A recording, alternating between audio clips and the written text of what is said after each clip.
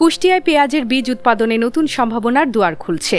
জেলার মোট চাহিদার অর্ধেকেরও বেশি বীজ এখন স্থানীয়ভাবে উৎপাদন হচ্ছে, যা কৃষিখাতে বড় ধরনের ইতিবাচক পরিবর্তনের ইঙ্গিত দিচ্ছে।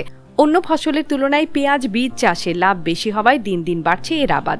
কৃষি বিভাগের প্রত্যাশা, খুব শিগগিরই এই জেলায় পেঁয়াজ বীজ উৎপাদনে স্বয়ংসম্পূর্ণতা অর্জন সম্ভব হবে। এই সফলতার পেছনে রয়েছে স্থানীয় কৃষকদের উদ্যোগ আর পরিশ্রম। কুমারখালীর সাঁওতা এলাকার তরুণ কৃষক মনিরুল ইসলাম তারই এক উজ্জ্বল উদাহরণ। বাজার থেকে বীজ কিনে প্রতারিত হওয়ার অভিজ্ঞতা থেকেই তিনি নিজে বীজ উৎপাদনের সিদ্ধান্ত নেন। গত বছর 10 বিঘা জমিতে চাষ করে সাফল্য পাওয়ার পর চলতি মৌসুমে তিনি আরও বড় পরিসরে এগিয়েছেন। নিজের এলাকা ছাড়াও কুষ্টিয়া সদর ও খোকসা উপজেলায় জমি বর্গা নিয়ে 45 বিঘা জমিতে পেঁয়াজ বীজের আবাদ করেছেন। অনুকূল আবহাওয়ার কারণে ফলনও হয়েছে ভালো। এই মৌসুমে 7 টনের বেশি বীজ উৎপাদনের আশা করছেন তিনি। আমি এই পেঁয়াজের বীজ চাষ করা শুরু করছি, বাড়ির থেকে দেখে আসছি।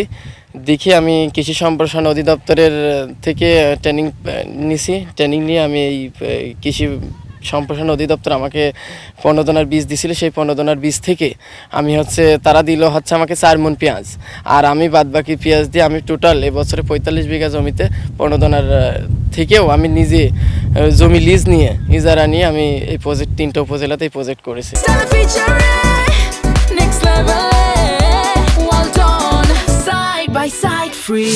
মনিরুল ইসলামের এই উদ্যোগ শুধু তার নিজের সাফল্যই নয়, তৈরি করেছে কর্মসংস্থানের সুযোগও। তার খামারে টানা কয়েক মাস কাজ করে অনেক দিন মজুরের জীবনে এসেছে স্বস্তি।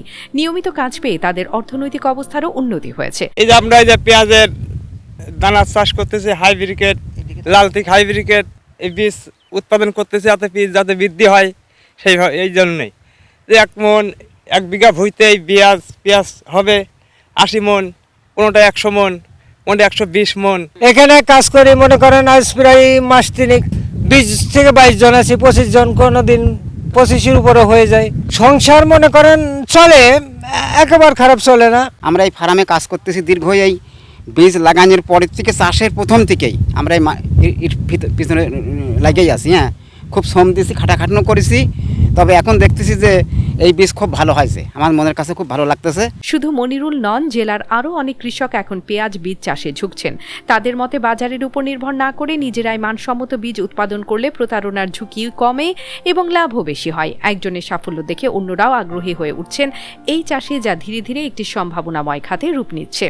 কৃষি বিভাগের তথ্য বলছে, কুষ্টিয়ায় পেঁয়াজ বীজের মোট চাহিদা প্রায় 96 মেট্রিক টন।